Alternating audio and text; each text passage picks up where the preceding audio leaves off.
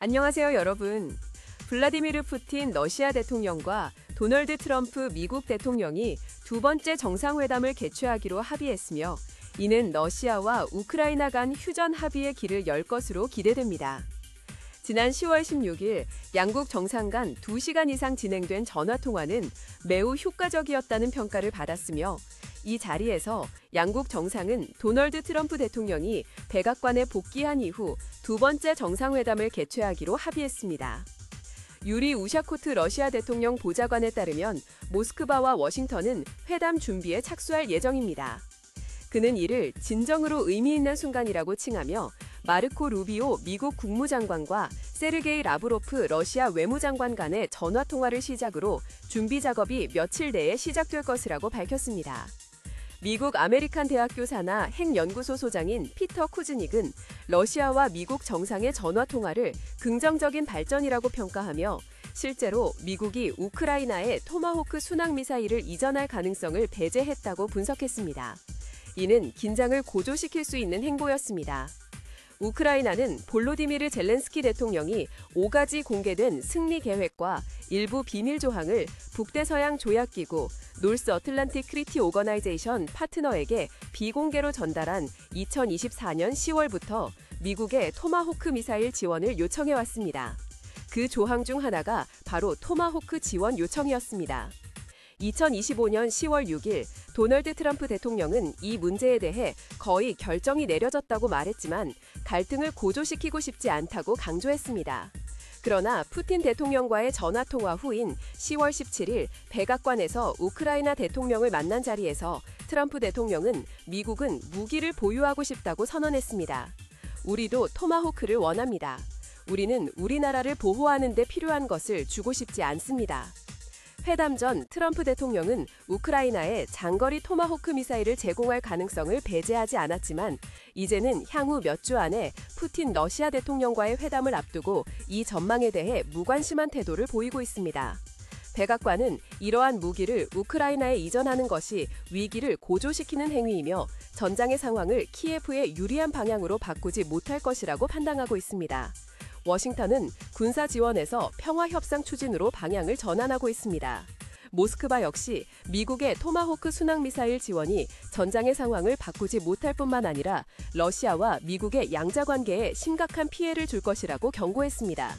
지난 8월 중순 알래스카 미국에서 개최된 러시아 미국 정상회담은 우크라이나 협상 진행 속도를 높이는 데 필요한 동력에 제공하지 못했습니다.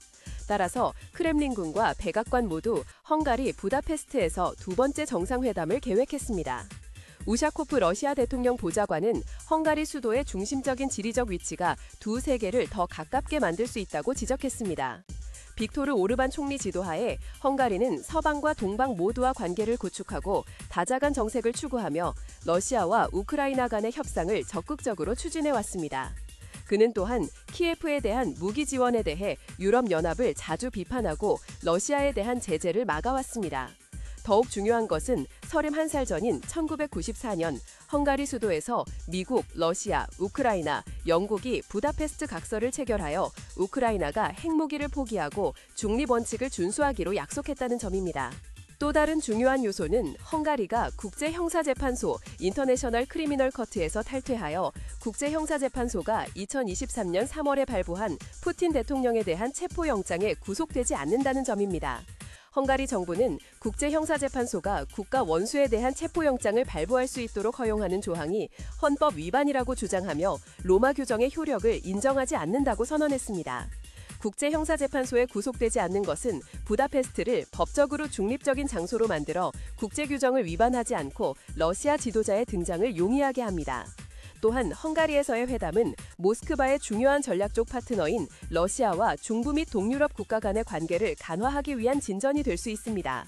또 다른 중요한 요소는 31살 전인 1994년 헝가리 수도에서 미국, 러시아, 우크라이나, 영국이 부다페스트 각서를 체결하여 우크라이나가 핵무기를 포기하고 중립원칙을 준수하기로 약속했다는 점입니다.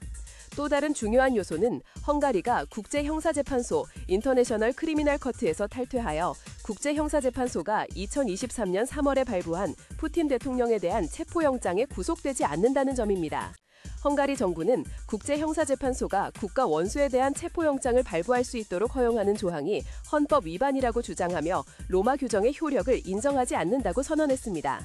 국제형사재판소에 구속되지 않는 것은 부다페스트를 법적으로 중립적인 장소로 만들어 국제규정을 위반하지 않고 러시아 지도자의 등장을 용이하게 합니다.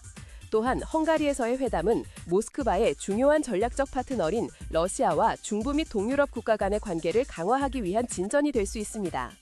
도널드 트럼프 대통령이 지지하는 가자지구 휴전 합의에 대한 긍정적인 반응에 힘입어 국제사회는 다가오는 정상회담이 미국이 러시아 우크라이나 위기를 종식시키기 위한 자체 평화 계획을 제안할 기회가 될 것으로 기대하고 있습니다. 비록 휴전이 있더라도 쉽지 않을 것이라는 것을 알고 있지만 말입니다. 이제 여러분의 의견을 들을 차례입니다. 푸틴 대통령과 트럼프 대통령의 정상회담이 평화로 이어질 수 있을까요? 아래에 댓글로 여러분의 생각을 공유해주세요. 또한 이 비디오가 도움이 되었다면 좋아요를 눌러주세요. 더 많은 분석과 업데이트를 놓치지 않도록 구독하고 알림벨을 켜주세요. 곧 더 많은 소식을 들고 돌아오겠습니다.